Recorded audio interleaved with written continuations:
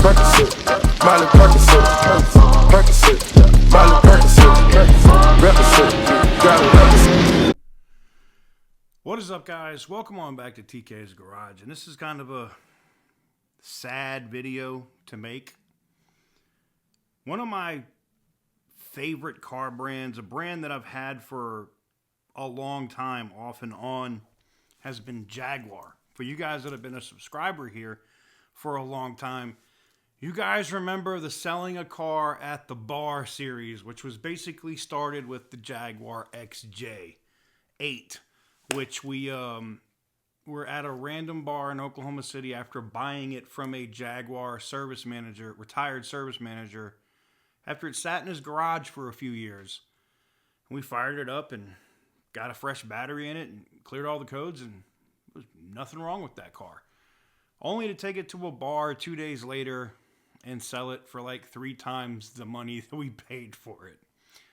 Or the million-mile Jaguar XJS that we picked up in, I believe that was also in Oklahoma, and drove to Vegas, and Jaguar Las Vegas put it on their Facebook page after they had a very old but special tool to be able to read stuff on that car. And I've had several XJSs in my life. One of my favorite ones was when I was living out on the West Coast. Out in Oregon, I had a black XJS V12, not the inline 6. And that was probably one of my favorite cars ever. The paint was perfect. The chrome wheels were perfect. Black leather interior. It just, when a coolant pipe would go on one of those cars, because it's all one spider coolant pipe, it was so expensive. But it was so enjoyable. And Jaguar has been known for that for so long. It was just such a, they didn't have the best electrical systems and stuff, but it was just such a classy car. So I'm going to put the article up here. I saw this over at Detroit Free Press. The Jaguar kills off its model line with no clear plan for the future. Once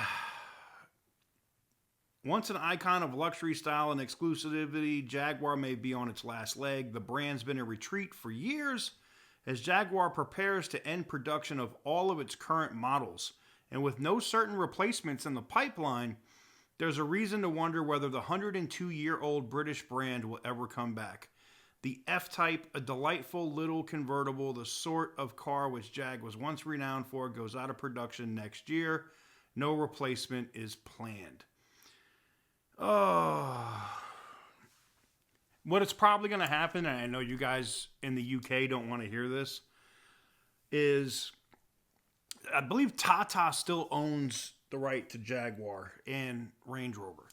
I think what most likely will happen to Jaguar is China will buy it. Like, some Chinese company will try to make a move to Tata to own it, to own the brand, to own the whole kit and caboodle, so that they can basically pass off. I don't know if they'd be able to get that Jaguar styling with the Chinese EV stuff together. And the other thing that's interesting is with the United States possibly going back to big V8s and not caring about emission standards and all the rest of that, like, China might be in trouble with their EVs, so maybe they don't. Maybe Jaguar just stays dead. That kind of sucks. It's a sad day. I love this brand. It's a great car. I mean, the ones that I've had have been great. I've had the XJ6, I've had XJ8s, I've had the XJR, the XJ8R, whatever it was, the sport edition of the XJ8. I had the XJ12. That was actually a fun car, even though it was probably the most unreliable Jaguar I've ever had. And everybody tells me that the 12s are awesome. Same for my XJS V12. Some of the same issues between those two cars. But the inline 6, though, the inline 6 version of the XJS was one of the most fun cars and one of the most reliable that I've ever had, and that's a Jaguar. Think about that. That is a Jaguar. Crazy. Let me know what you guys think in the comment section down below. What do you think is next for Jaguar?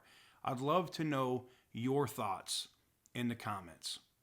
Until next time, thank you guys very much for watching. I truly appreciate it. And as always, stay petty, my friends.